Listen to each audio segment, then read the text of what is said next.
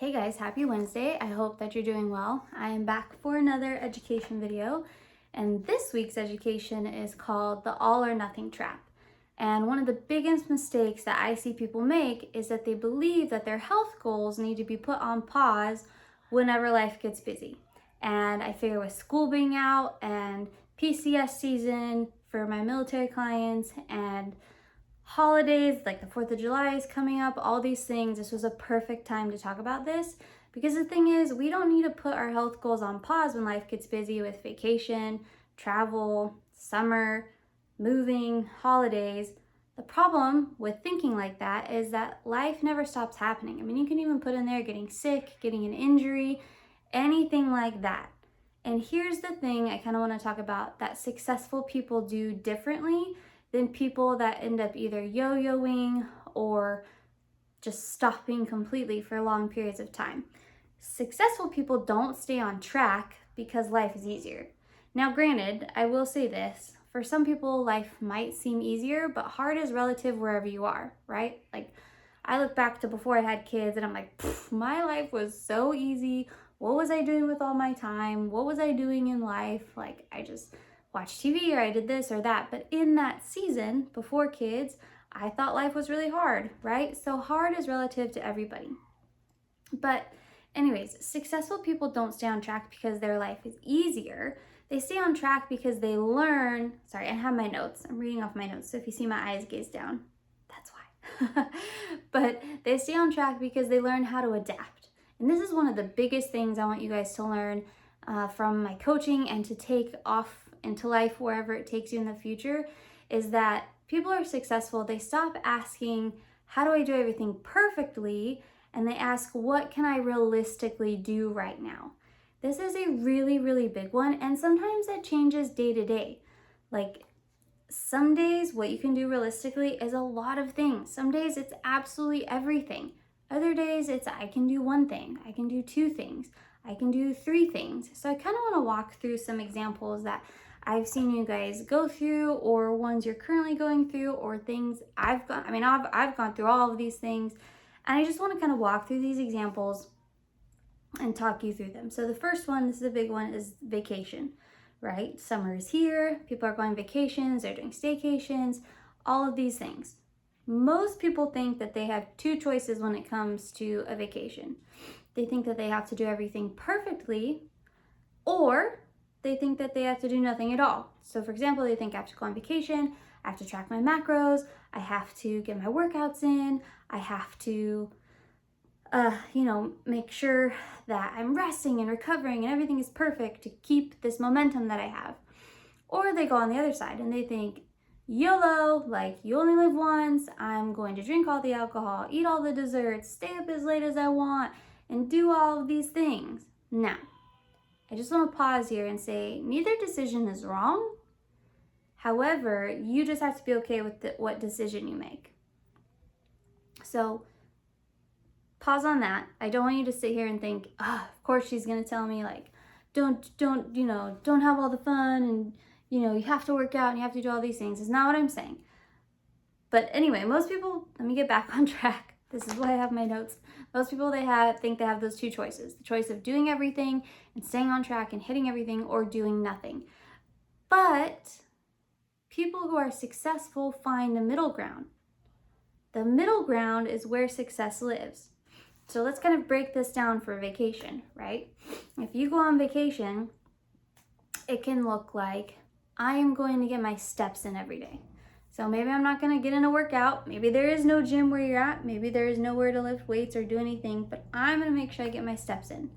And I'm not going to track my macros, but I'm going to make sure I have protein every time I sit down and have a full meal. So for breakfast, I'm going to make sure I have a big serving of protein. For lunch, I'm going to make sure I have a big serving of protein. And for dinner, I'm going to make sure of that. Then I'm going to enjoy the rest of my vacation. I'm going to have a couple drinks. I'm maybe going to stay up late a couple of nights, and it's going to be okay. But you're living in that middle ground of, I'm going to be conscious of some things that are really important to me, but I'm also going to enjoy this vacation, right? Let's move on to another example. Let's move on to a moving example. I know I have multiple of you guys that it's PCS season and you're in the middle of moving or you're getting ready to move, and this is really stressful. Like, I've moved a lot in my life, between military and everything else, and I've also just moved a lot on my own when I was single for various reasons, and so I know how stressful that moving can be. And it's even more stressful when it's across the states or a different country, right? It's a whole other thing. So when it comes to moving, right, you're not gonna have a gym, probably. You're not gonna be able to meal prep, especially if you're in temporary housing, right? Sometimes those are really good, sometimes they're not.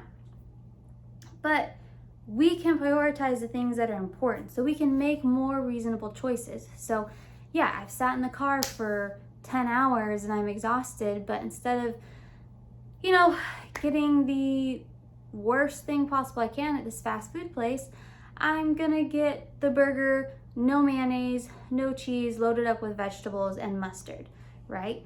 And then I'm going to go on a 10-minute walk before I go to bed, or something like that, right? We're gonna find a way to prioritize the things we know that matter and are important, but we're not gonna sit there and say everything has to be perfect or I'm not doing anything at all, right? Because that's the trap that we fall into. Another example is honestly like, what if I get sick? I had a lot of guys get colds, and people are always like, I don't know what to do. Like, do I work out? Do I get my steps in? Do I do whatever? And it comes down to, what can you realistically do? Can you realistically get a walk in, or can you literally not breathe and you need to go to sleep and you need to focus on your hydration? Are you able to eat well, or you don't have any appetite? What does that look like? And you pick the things from the list that we know are important, and you do those things for that day. And the accumulation of making those good choices for what you can realistically do that day are what is going to give you success in the long run. So I have a really cool analogy, and I want this to hopefully stick with you guys for forever. So think of your health and fitness and all the habits it takes to be the healthiest, best version of you as a campfire, okay? So think of your habits like a campfire. During normal life, when everything is going as it should, there's routine, life seems simple, and you're able to track and hit your macros, lift the weights, get to bed on time, hit your protein, all those things. Think about that like you are throwing full logs onto the campfire. The fire is burning hot, it is burning strong, it is going, and there are no problems whatsoever. You're getting those full logs on there, you're keeping the fire going, it's burning hot, it's not stopping. Then I want you to think about vacations, staycations, summertime, just when things are off because the kids aren't in school, family coming and showing up, or you having to go see family, illness, moving, anything outside of the normal, stressful seasons, those kinds of things.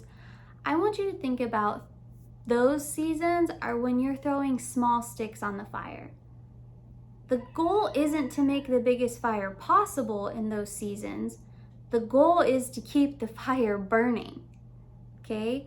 The goal is to keep the fire going, then letting it burn out and starting over. And this is the biggest thing you'll have to learn to be successful. And it's okay, right? And even if you go even farther into that analogy, when we're throwing full logs onto the fire, and it's burning as hot as it can be, there's more success, right? There's more success with that fire. It's hotter, you can cook things faster, you can warm up faster. It's the same with our habits. When our habits are all on point, we're building muscle faster, we're burning fat faster, things feel a little bit better. When we're just throwing sticks on the fire, okay, but we're keeping it burning, it's not as hot. So it's gonna take longer. It's gonna take longer to cook the food on the campfire. It's gonna take longer to warm you up if you're cold, but you're still going to get there eventually. The food will eventually cook, you'll eventually warm up, and it's the same when we're on vacation or when we're moving or when we have illness or any change in life. The weight loss progress will slow, the building muscle will slow, but it's still happening. It's not gone away. So the biggest thing in these seasons that are different from our normal routine is I just want you guys to think, I just need to keep the fire burning. You know, my goal today is not to have a full-fledged fire. It's not a huge bonfire, but I have to keep it burning.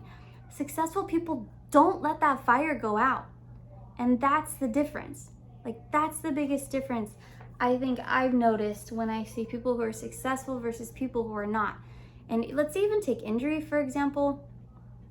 When I coached the gym, I would have a ton of people be like, I'm having surgery, or I broke this, or I sprained that, and I can't do this. I'm gonna cancel my gym membership.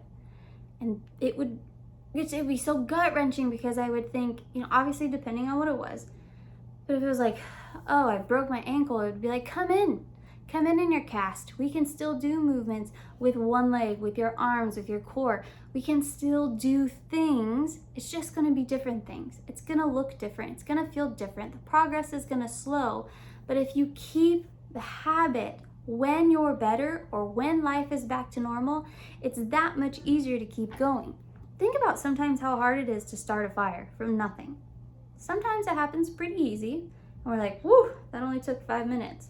Sometimes it takes forever.